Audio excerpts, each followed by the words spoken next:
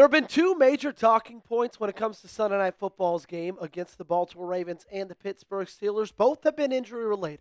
Lamar Jackson and TJ Watt. Will they be able to play? Will they be able to be effective if they do play? Well, John Harbaugh spoke and gave us a little bit of new updates on Lamar Jackson yesterday, and just in, Mike Tomlin spoke to the media today in Pittsburgh, gave us a big update on TJ Watt. I'm going to tell you what that is in just a couple of seconds. But we got a big update on our Week 18 sub-battle against Steelers Talk. We had a massive day yesterday. Shout out to every single one of you guys. Unfortunately, so did Steelers Talk. We are down around 43 subscribers. We can make up that difference right now, though. If you haven't joined us yet, hit that subscribe button. Let's beat the Steelers here so we can beat them on Sunday Night Football.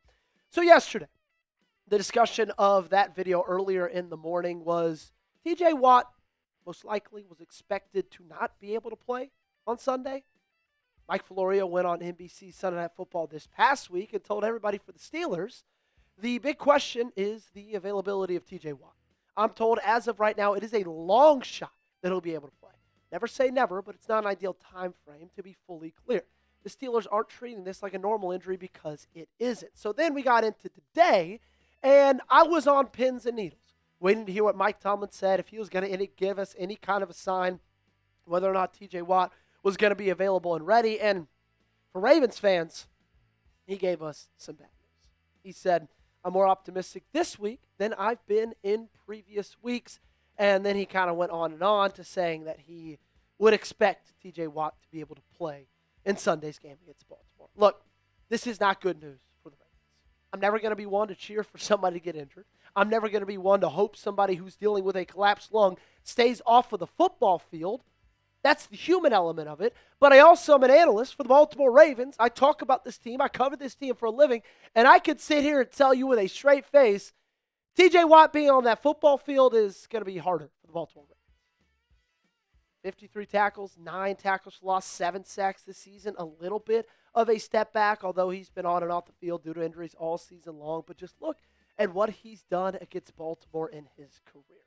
I mean, he absolutely has feasted against the Ravens. 17 games played, 60 solo tackles, 81 combined, 17 sacks, 4 forced fumbles. This definitely changes the game plan. This definitely changes what Todd Monken's going to want to do with the offense. This changes a lot, man, because TJ Watt is not one of those edge rushers that you just got to worry about him when you're throwing the football. He's so great in run defense as well. Last time you played him, I believe he had 2 or 3 tackles for loss on like the first and second drives of the game. He's a game changer. He's a game wrecker. He slows down everything opponents get to do or are trying to do offensively. And if he's playing in that football game, it's definitely going to be a harder football game to win. And like last year, you dominated them in the playoffs because you ran at him consistently. But he also was dealing with a pretty severe ankle injury in that ball game.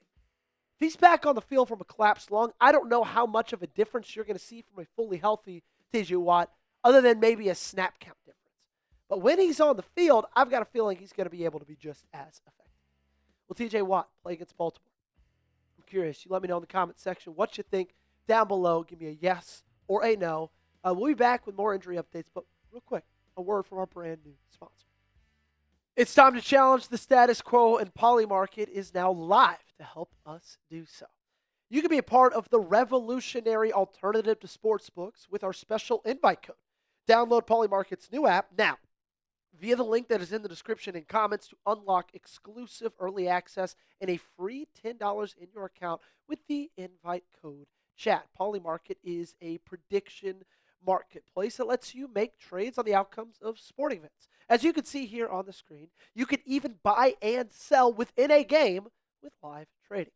Polymarket has the lowest fees ever. You trade against other people, not the platform. You can cash out anytime and react to momentum swings within the game. You are in control. It's legal and available nationwide in all 50 states on their iOS app now. For this week's big Ravens-Steelers game, Polymarket is giving Baltimore a 64% chance to win, which is crazy because after last week's game, I feel like the Ravens are hot. So give me the flock to cash their ticket into the playoffs. $10 is free, waiting for you. No card, no deposit, nothing. Download the app with our exclusive code chat at chatsports.com/polymarket for exclusive early access and $10 free. In additional injury news, Mike Tomlin confirmed today that tight end Darnell Washington is going to be out against Baltimore. He got surgery to repair that broken arm. He's not going to play the rest of the season. Now, T.J. Watt was not the only guy that Mike Tomlin was optimistic about. He went on to say that he's feeling good about the statuses of Calvin Austin III, who missed last week's game with a hamstring injury, Brandin Echols, who missed with a groin, James Pierre, who missed with a calf, and Isaac Seumalo, who missed with that tricep injury. All four of those would be impactful, but the top of that list definitely is Calvin Austin III. And the reason because of that is DK Metcalf still not going to be able to play in that ball game. And you look at what they were able to do passing the football against the Cleveland Browns, it was not much. That was because they're missing guys like DK Metcalf and Calvin Austin III on top of that. And Calvin Austin's had a weird season. He's kind of been hit or miss, boom or bust. He's had some games where he's gone off. He's had some games where he's been an absolute ghost. But without DK Metcalf in the lineup, you better believe that Aaron Rodgers is going to go to him because these are the guys he went to in that wide receiver room against Cleveland, and we all know it was not enough. Pittsburgh needs the wide receiver help. They need the wide receiver bodies. They need a guy who's able to make a big play. And whatever you think about Calvin Austin III, although he might not be the most dominant or consistent wide receiver in the league, he can make a big play if he needs to. There's no argument in that. So because of that, like we talked about yesterday, twice yesterday in fact, Nate Wiggins needs to step up. Nate Wiggins needs to start ball. Nate Wiggins needs to have a game that washes away my memory of his game against the Green Bay Packers. Who you got? Baltimore, Pittsburgh. I think I asked you this maybe twice yesterday. I don't care. I'm going to continue to ask you it all week long. Give me a BAL or a PIT down below.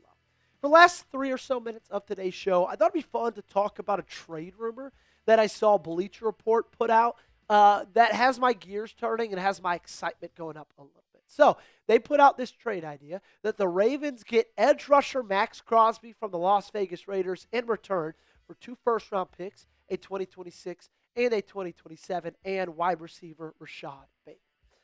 Personally, I think I would do this without blinking. I know that might sound crazy. 2 first-round picks is a lot, especially for a team who might not even end up making the playoffs this year. But one of the reasons you might not end up making the playoffs is because your defensive line, your defense as a whole, but especially up front, has lacked. The attitude within this team, the desire, the toughness, the physicality, that's been lacking. Maxx Crosby can bring every single ounce of that. 10 sacks this year in 15 games. 7.5 the year prior, although he's battling injury. Back-to-back seasons in 2022 and 2023 of 12.5 and 14.5 sacks. He'd give you that edge back, man. We talked about it a lot. We hear all the time, play like a Raven. That's this team's mantra. That's this team's motto. That's how this team won 2 Super Bowls in the span of 8 years, 6 years.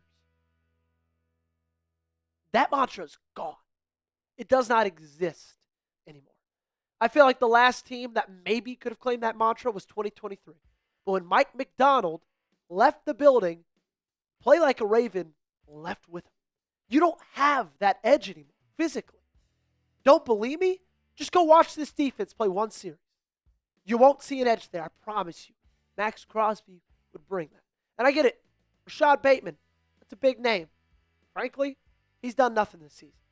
Would not mind offloading that contract, offloading that money. 2 first-round picks, that's a big deal. Especially this year, you could be picking in the top 15. Do you think you're going to get a player the caliber of Maxx Crosby in your first-round selection for 2026 or 2027? Because personally, I don't. Would you accept this trade? A for accept, D for decline. You let me know down below in the comment section. I'm spamming A. Hopefully you guys are spamming A with me down below in the comments. We're going to get out of here. Appreciate you guys for hanging out with us today. Producer Gage and I, we're going to bring you everything we can, everything we've got over the next couple of days leading up to the possible end of the season. Of course, we're going to be covered all throughout the offseason as well. Follow me on social, subscribe to the channel.